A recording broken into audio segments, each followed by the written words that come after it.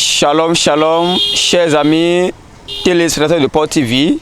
Nous voici à la deuxième journée du programme Ô Seigneur, mon cas est urgent. Ton cas est urgent. Nous voici encore une fois, Dieu va se manifester au cours de cette deuxième journée. Je sais que tu as un cas urgent que Dieu doit régler dans la minute.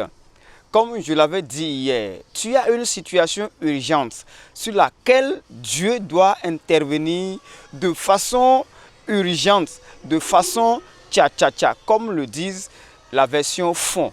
Alors, vous qui nous avez suivis hier, vous avez été impressionnés par la manifestation du Saint-Esprit parmi son peuple. Aujourd'hui encore, ça va monter plus que ça. Ce sera encore plus terrible que ça. Donc quand on dit 1, on dit 2. Alors, qui dit 2, dit une montée. Alors, toi qui n'as pas eu l'occasion de nous rejoindre ici à Port de Vie, sois câblé. Tout à l'heure, nous allons recueillir pour vous quelques attentes des fidèles pour cette deuxième journée. Alors, suivez-nous.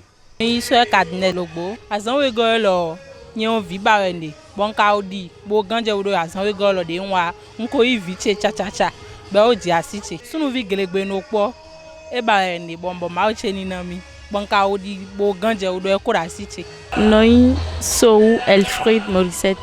tuna ma una wa nu ti u cha cha cha gbadanu lo tuna nwa fi gbadanu lo azon ren gbo na ren ifo jen we Nko che no Ifoli Joyce. Ngo si église catholique de la tro ko jo si gulodo. Awe gelo yen sun tunu e ku si rate do mi odo azon jene si we mo pan ni orun su do egbe si junior mi so egbe ton ma una bro na gba azon chen mi chen we to na e we gbadandi bo yen sun di ni inu ta unu ma di no asi wa ndi ndo ko egbe si so ai lo na e we gbe fata ndo na monde iwe chobo yi oyo no moleya mi soso si equivalent pe ti to so solo ma unye mo vivita amo egbe o nje o ma wa no njimo nchi je nlele semaine o me na pe gba ko 3 jours la fo nje mo ajo ho chinche si hwe mo pan nje mo 3 jours je to me nchi mo ya jalo me Oyo no mo Gbada Bernadette nso o me nchi ji mo ma o ne o nde yin Monday enu chi yin wu dan don chi so gbongbon me kaka ba gbaza me o de ma wu nta de yan o plain ya wenu le nkeke vegan me ne nkwe ji se nu mo ma wela wenu nchi ji ane na po no plain. Moi, je m'appelle Dodo Honoré. Je viens de Révier.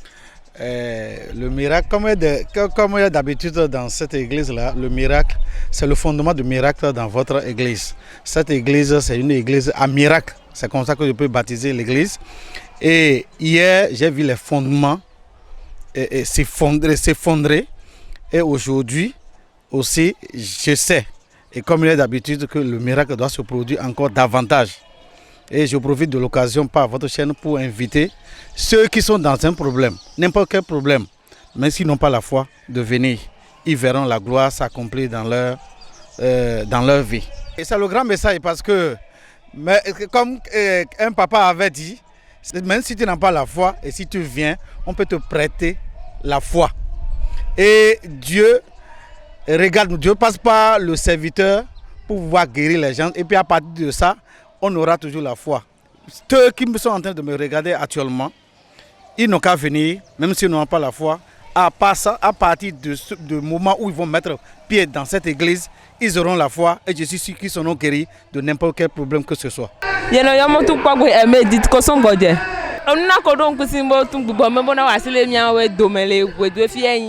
Onu agba pipe nle mi ajina mi do va Yesu Kristo na ya agba pipe la le mi ase abo menile godo na mi bodo tagba na mi no Yesu Kristo na di emela agba na mi le Yesu egbe yin ho me o via ko kan bodo va we ma va ka do nde sin de gba na teme no mi ko do va we fi no yin bokini fe na go sin so pokoy afi kon gbere lo no viti e kla mi afi eni de men de bo afi o no viti e kla mi afi do ete oto oni wa ikwe bo leko o jawe ko to no bo ntun we ape mi akeke no de ape mi o zimi dai bon bleu kaka bo wenku nga wenku wo ntetun wende wa ton to wedo a won wa lo legbele kaka ba 40 ze be to ku ti wen fi be bleu yamlo no bi karo ni ka ba do nyana da kalo bon ko na cha no bi karo gbe do me mi do amisa ko do mi akpla mi so bo eso de ko mi kaka eso do kalor mi no ya ba fori ba blado utuchi bele je gbe yo nyana wa amisa de mi no wa bo lo yo ngo wa di yo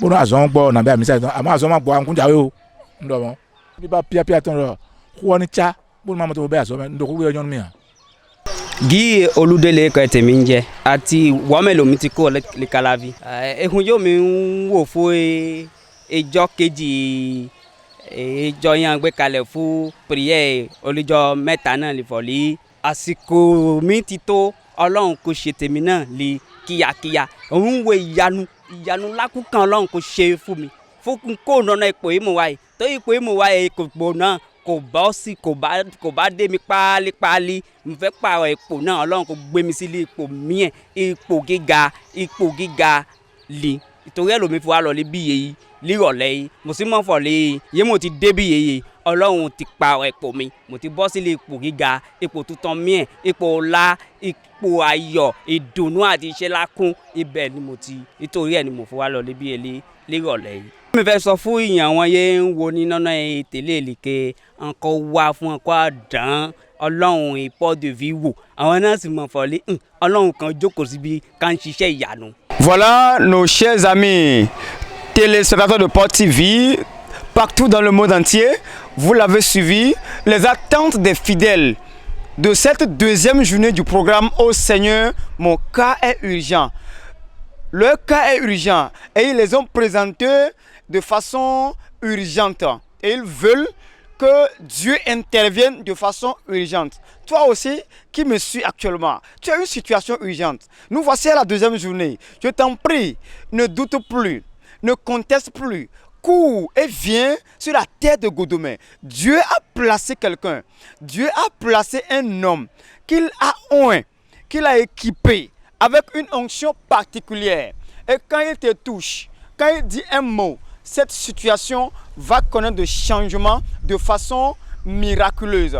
Alors, je t'invite, viens. Aujourd'hui, c'est la deuxième journée. Et ce sera époustouflant. Ça va monter. Ça va bouillonner. Alors, je t'invite, viens mon frère. Viens mon frère. Où que tu sois, sur le territoire béninois, dans le continent africain, dans le monde entier. Si tu peux prendre un billet d'avion, saute dans le premier vol et viens à Godomè.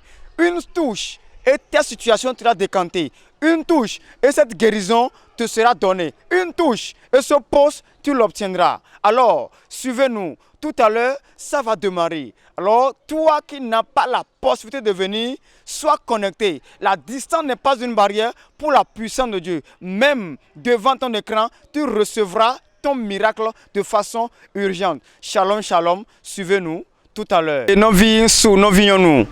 Finiez les gars que tu mets pour les Port TV.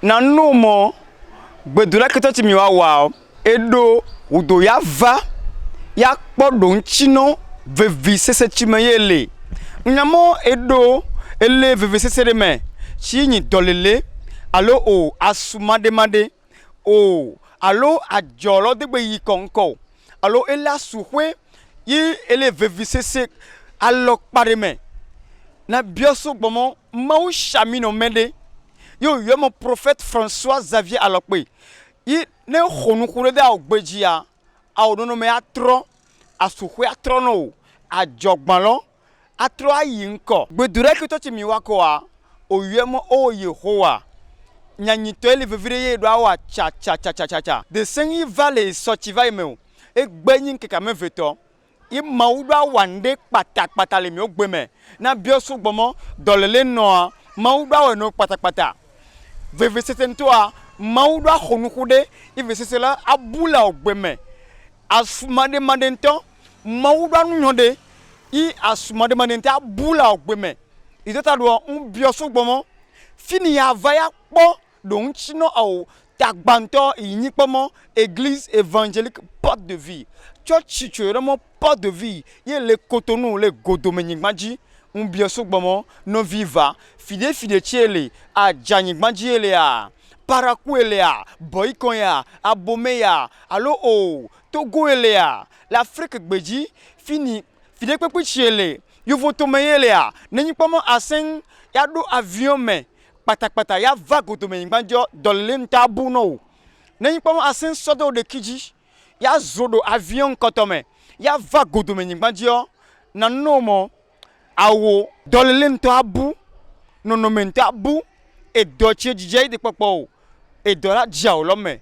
e jumechi no me ayi ye ewa toto ide jejo nyi pam asin va godome a no vi ameshire le chi pin no nui no wa akpedo ahanji gbegbenmo o eboyo wa magic yola o mano motashi nyonto nyogbali nyonto Yesu Kristo iwa nukunu enu pachao vai le blemame inukunu de vo nukunu pote yikoji nukunu pote jojo tegbe imawo wa nukunu le godomenyi gbaji na eva akwe denyi pama membleble yo denyi pama o honuku ye vivio nyono nuyenyi mawa wa nukunu neva akponchi jele Yesu le yira o sabade emi atoji ne le awo tele nko ende semvao minu nyende kamo fini ele te ko ji chele o de khemo no mawu gbongbon ya va gba wa adolugbo même ne le tele awo nton ko tan mawu gbongbon a to le tele o me ya tasha ogbenu inchejika ya pe